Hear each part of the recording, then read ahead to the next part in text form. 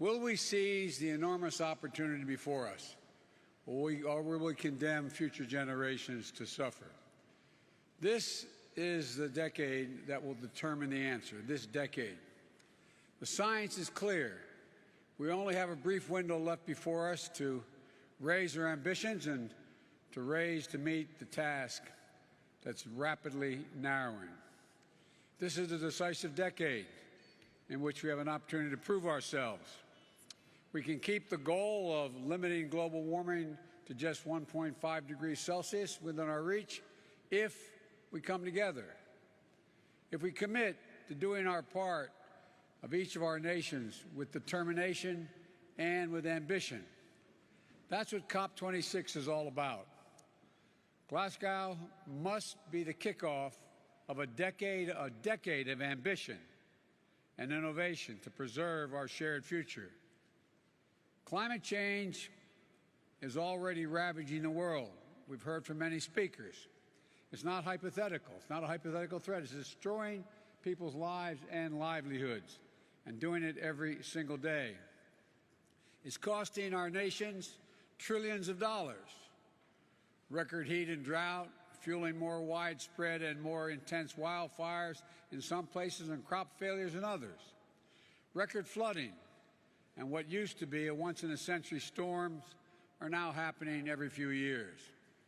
In the past few months, the United States has experienced all of this, and every region of the world can tell similar stories.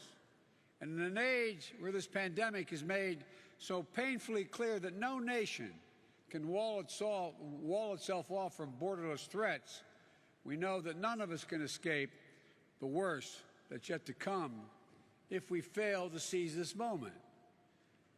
But, ladies and gentlemen, within the growing catastrophe, I believe there's an incredible opportunity, not just for the United States, but for all of us.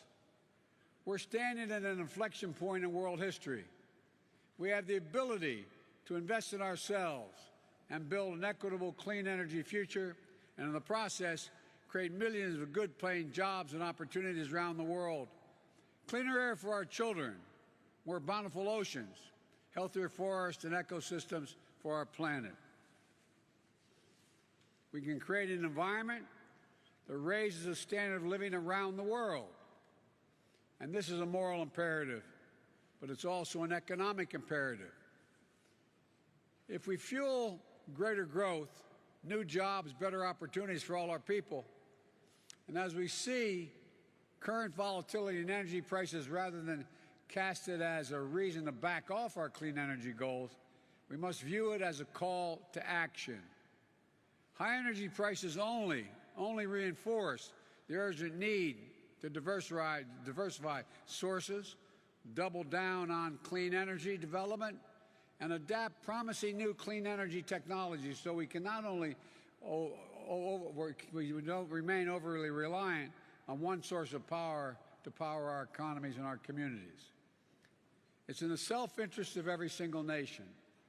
And this is a chance, in my view, to make a generational investment in our economic resilience and on our workers and our communities throughout the world.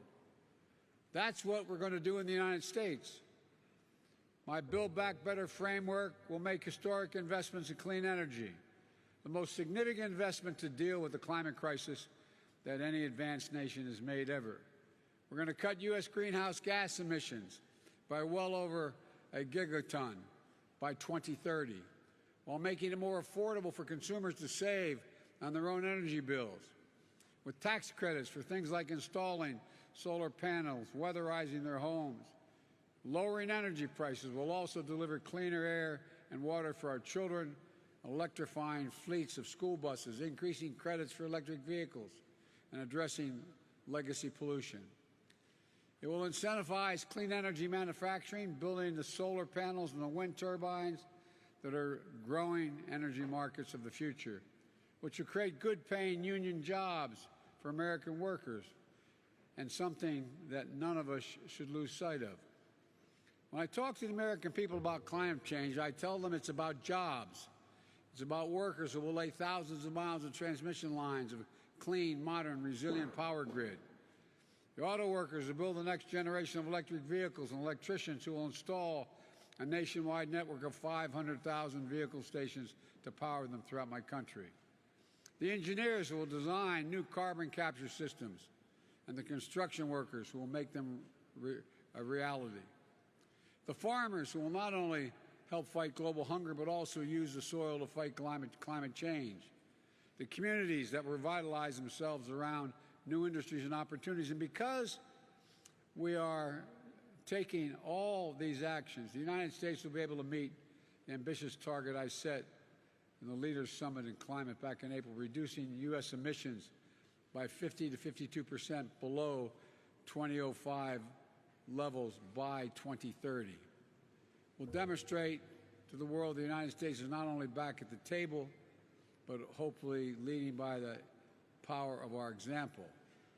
I know it hasn't been the case, and that's why my administration is working overtime to show that our climate commitment is action, not words.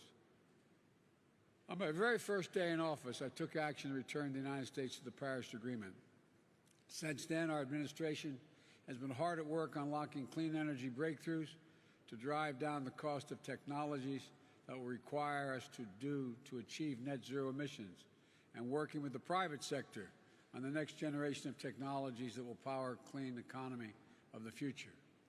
Over the next several days, the United States will be announcing new initiatives to demonstrate our commitment to providing innovative solutions across multiple sectors, from agriculture to oil and gas, to combating deforestation, to tackling hard and to abate industries.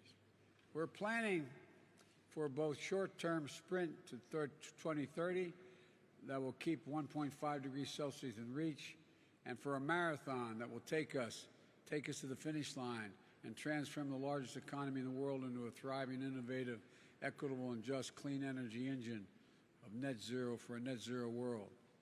That's why today I'm releasing the U.S. long-term strategy, which presents a vision of achieving the United States goal of net zero emissions economy-wide by no later than 2050, and reinforces an absolutely critical nature of taking bold action in the decisive decade. We're also going to try to do our part when it comes to helping the rest of the world take action as well. We want to do more to help countries around the world, especially developing countries, accelerate their clean energy transition, address pollution, and ensure the world we all must share a cleaner, safer, healthiest planet. We have an obligation to help.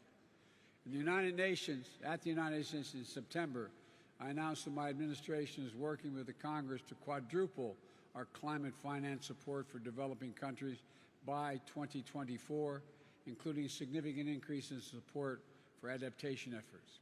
This commitment is made possible to each of our collective goals of mobilizing $100 billion annually for climate finance, but mobilizing finance at the scale necessary to meet the incredible need is an all-hands-on-deck effort. As other speakers today have mentioned, governments in the private sector and multilateral development banks must also do their work to go from millions to billions to trillions, the necessary effect of this transition. Today, I'm also submitting a new adaptation communication laying out how we will implement the global goal of adaptation, as well as announcing our first ever contribution to the Adaptation Fund. But our commitment is about more than just financing. That's a critical piece of it. But we're also going to support solutions across the board.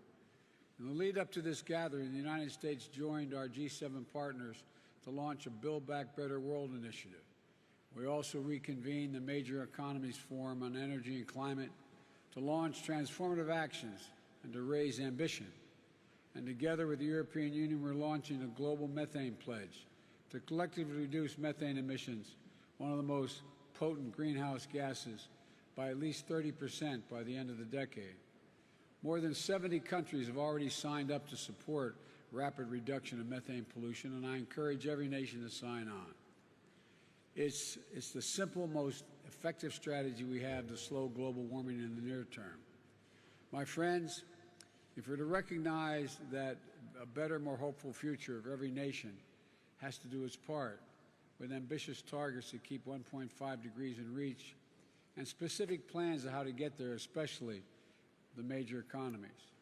It's imperative that we support developing nations so they can be our partners in this effort. Right now, we're still falling short. There's no more time to hang back or sit on the fence or argue amongst ourselves. This is the challenge of our collective lifetimes, the existential threat to human existence as we know it. And every day we delay, the cost of inaction increases. So let this be the moment that we answer history's call here in Glasgow. Let this be the start of a decade of transformative action that preserves our planet and raises the quality of life for people everywhere. We can do this. We just have to make a choice to do it. So let's get to work, and thank you. Those of us who are responsible for much of the deforestation and all the problems we have so far have an overwhelming obligation